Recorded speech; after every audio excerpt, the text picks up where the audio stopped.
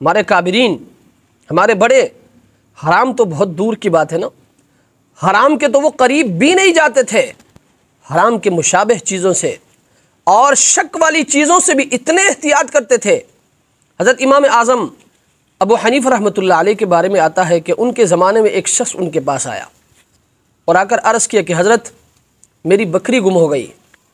تو امام اعظم ابو حنیفہ رحمۃ اللہ علیہ نے ان سے فرمایا کہ بھئی تلاش کرو۔ تلاش بسیار کے بعد، یعنی بہت زیادہ تلاش کرنے کے بعد وہ شخص واپس آیا، واپس آ کر عرض کیا کہ حضرت میری بکری نہیں ملی۔ تو حضرت امام ابو حنیفہ رحمۃ اللہ علیہ نے اس شخص سے پوچھا کہ عام طور پر بکریوں کی عمر کتنی ہوتی ہے؟ تو اس شخص نے کہا اتنے سال۔ تو حضرت امام ابو حنیفہ رحمۃ اللہ علیہ اتنے سالوں تک بکری کا گوشت نہیں کھاتے تھے۔ کیوں؟ کہیں اس بکری کا گوشت میرے پیٹ میں نہ چلا جائے۔ میرے بھائیوں، یہ ہمارے اکابرین تھے، یہ ہمارے بڑے تھے، یہ ہمارے بزرگ تھے۔ ایک بزرگ کے بارے میں آتا ہے کہ وہ مسجد نبوی کے صحن سے گزر رہے تھے، اس کے جیب سے کچھ دینار گر گئے۔ آگے جا کر جب اس کو پتہ چلا تو وہ واپس آئے تلاش کرنے کے لیے۔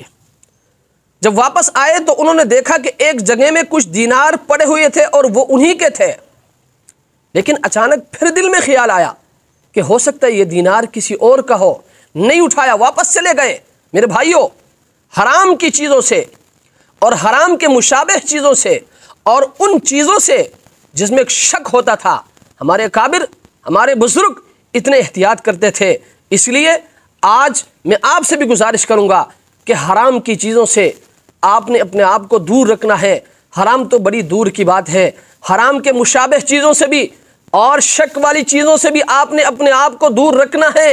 اور یاد رکھیں، اگر حرام کا ایک لقمہ بھی آپ کے منہ میں چلا جاتا ہے نا، آپ کے پیٹ میں چلا جاتا ہے نا، تو یاد رکھیں 40 دن تک آپ کی کوئی عبادت قبول نہیں ہوتی، کوئی نماز قبول نہیں ہوتا، کوئی روزہ قبول نہیں ہوتا، کوئی دعائیں آپ کی قبول نہیں ہوتی۔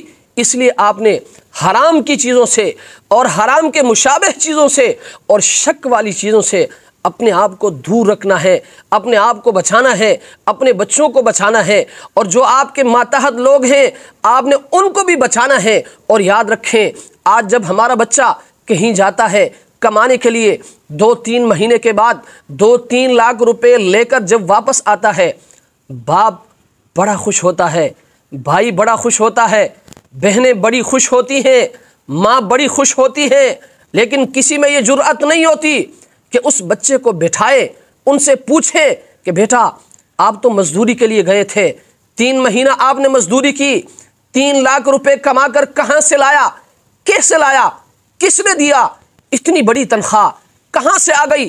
آج ہم نہیں پوچھتے ہیں۔ میرے بھائیوں، یہ حرام ہے، اور یاد رکھیں حرام کی کمائی آپ کے لیے بھی تباہی ہے، آپ کے بچوں کے لیے بھی تباہی ہے، اور آپ کے بچوں کے مستقبل کے لیے بھی تباہی ہے، اور یاد رکھیں آخرت میں آپ کی تباہی کا باعث بنے گا۔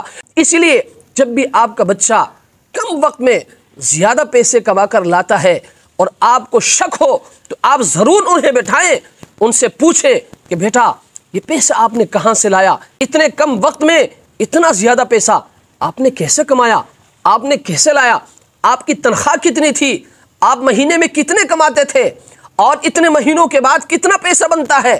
کہیں ایسا نہ ہو کہ آپ کا بچہ حرام کمائے اور حرام کما کر آپ کے گھر میں لائے، انہی پیسوں سے آپ چیز خریدے